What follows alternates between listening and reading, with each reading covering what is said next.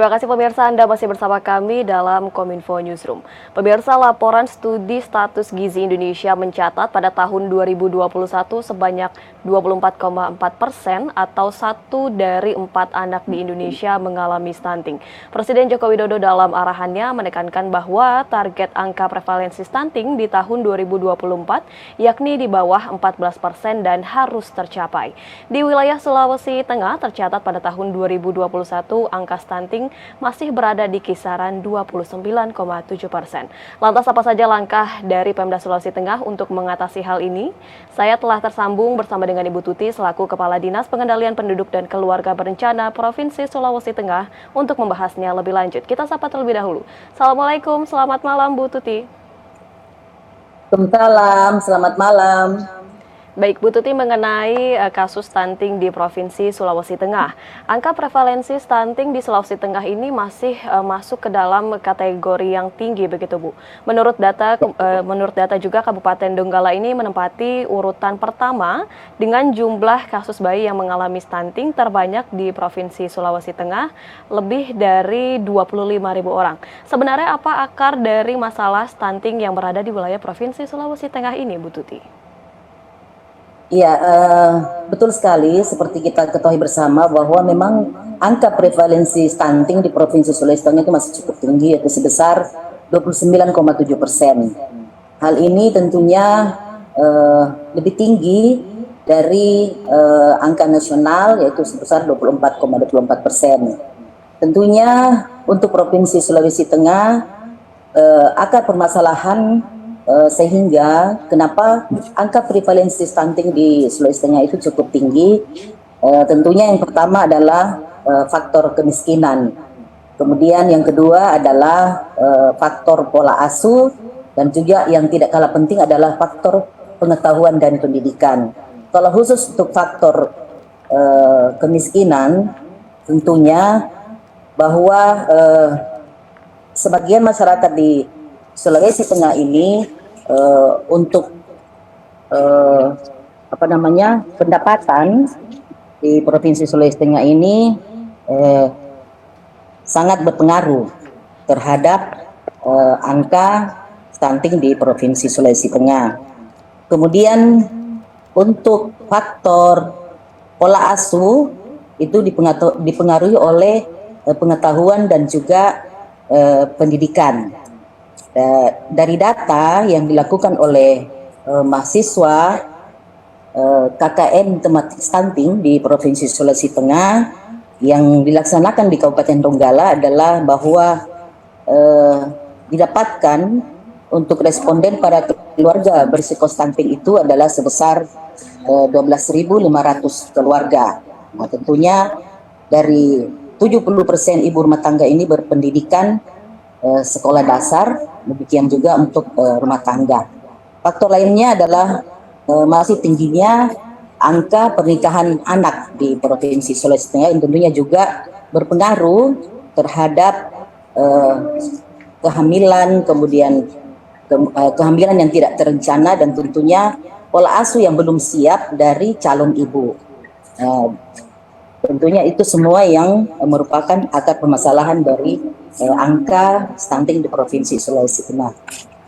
Baik, sehingga persoalan gizi ini tentu bermuara pada dua hal begitu ya Bu Tuti ya, masalah ekonomi dan juga masalah edukasi serta pola asuh. Untuk di Sulawesi Tengah ini memangnya seperti apa kondisi sehingga angka stunting di sana cukup tinggi Bu Tuti? Ya, yang tentunya yang pertama adalah masalah ekonomi. Masalah ekonomi, kemudian berkaitan dengan pendapatan keluarga di dalam memenuhi kebutuhan pangan yang tentunya sangat besar pengaruhnya. Dari angka stunting yang ada di Sulawesi Tengah itu pada umumnya berasal dari pedesaan yang didominasi oleh keluarga yang tidak mampu.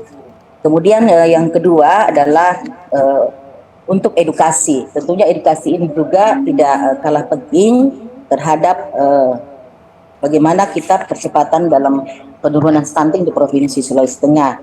Ini edukasi tentunya terhadap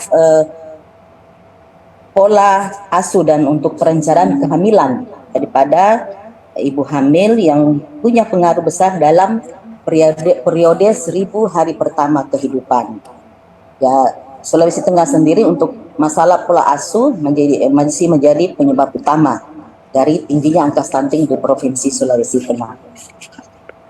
Baik, kemudian Bu Tuti, strategi apa saja yang dilakukan pemerintah daerah ini untuk menurunkan angka stunting di wilayah Provinsi Sulawesi Tengah? Untuk Provinsi Sulawesi Tengah, strategi yang sudah dilakukan oleh pemerintah daerah yaitu kita mengacu pada Perpres 72 tahun 2021 tentang percepatan penurunan stunting. Sulawesi Tengah sendiri sudah membentuk tim percepatan penurunan stunting yang terdiri dari beberapa bidang di dalamnya. Kemudian untuk kabupaten kota, 13 kabupaten kota itu juga sudah membentuk tim percepatan penurunan stunting yang di mana sudah dilaporkan bahwa dari seluruh desa yang ada di kabupaten kota sudah juga membentuk tim percepatan penurunan stunting. Kemudian yang kedua adalah adanya tim pendamping keluarga yang terdiri dari bidan, kemudian kader PKK, kemudian kader keluarga berencana, terutama di desa lokus stunting.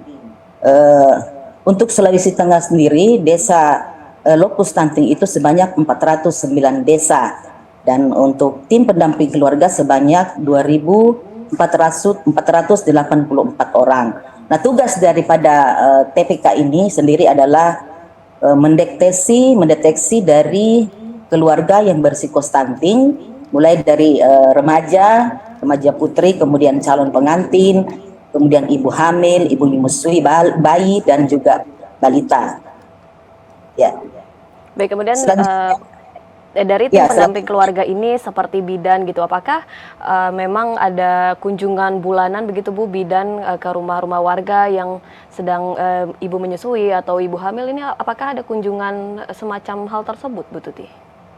Iya, tentunya untuk kader-kader ini di tim pendamping keluarga ini ada kunjungan-kunjungan yang dikunjungi adalah masyarakat, terutama tentunya ibu hamil, kemudian bayi yang sangat berisiko untuk terkena stunting.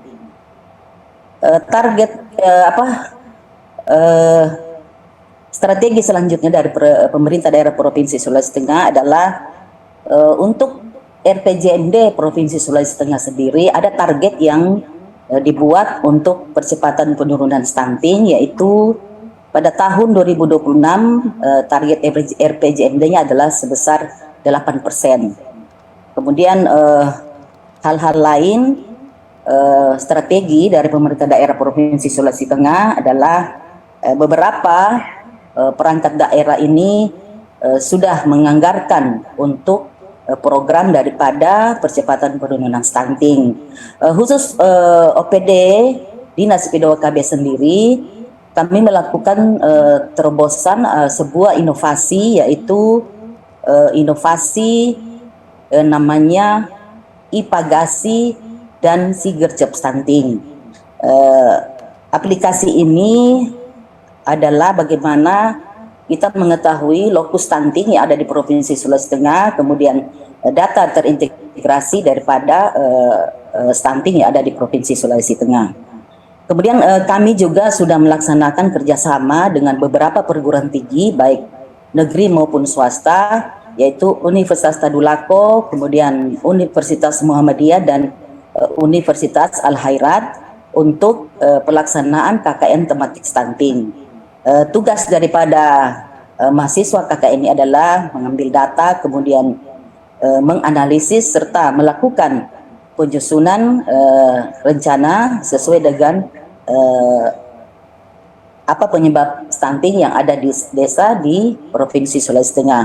Kemudian untuk strategi lain khusus untuk kabupaten kota itu strateginya adalah dengan melakukan kerjasama dengan perusahaan-perusahaan yang ada di kabupaten tersebut. Ya, kita ambil contoh seperti di Kabupaten Banggai itu melakukan kerjasama dengan perusahaan LNG Donggi Senoro dalam hal inovasi dari Pemda Kabupaten Banggai adalah program Sehati yang melibatkan daripada perusahaan swasta tersebut.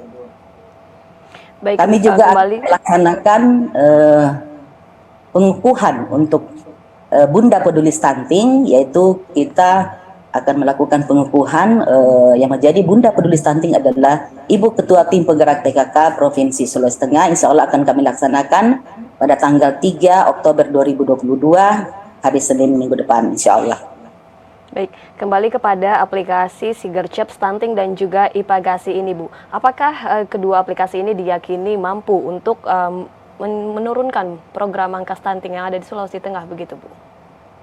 Iya, jadi kita ketahui bahwa sekarang adalah era digitalisasi yang tentunya kita harus menyesuaikan dengan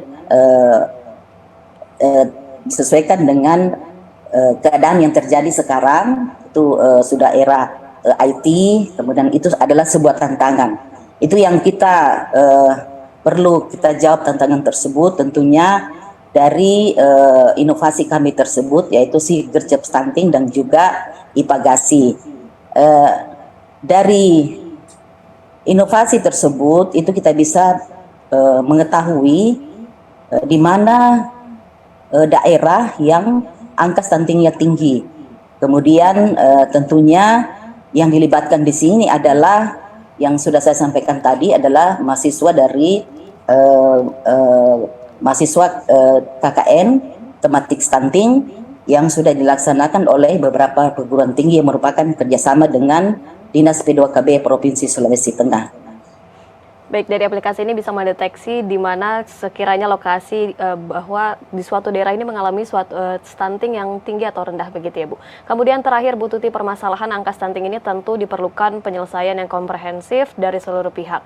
Adakah program yang disusun oleh pemerintah daerah untuk mencapai target penurunan angka stunting, baik melalui pendekatan triple helix maupun pentahelix? Bagaimana, Bu Tuti?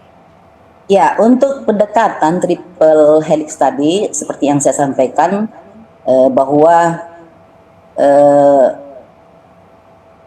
pemerintah daerah Provinsi Sulawesi Tengah telah membentuk tim percepatan penurunan stunting dan juga tim konvergensi stunting. Di dalam tim tersebut kita melibatkan unsur dari perguruan tinggi seperti tadi Universitas Tadulako, kemudian dari Unismu dan juga Unista, tentunya itu dari unsur akademisi. Jadi ini merupakan satu kolaborasi bersama yang kita libatkan perguruan tinggi, seperti contoh tadi yang kita sudah buat salah satu terobosan itu inovasi dari aplikasi Ipagasi dan Sigercep Stunting yang merupakan kerjasama dengan Universitas Tadulako.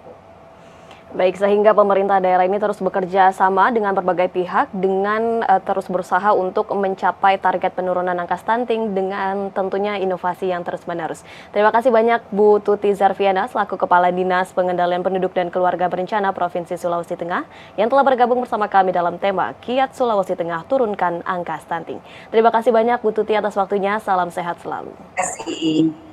Salam sehat. Ya pemirsa, kami akan kembali dengan beragam informasi lainnya. Tetaplah bersama kami dalam Kominfo Newsroom.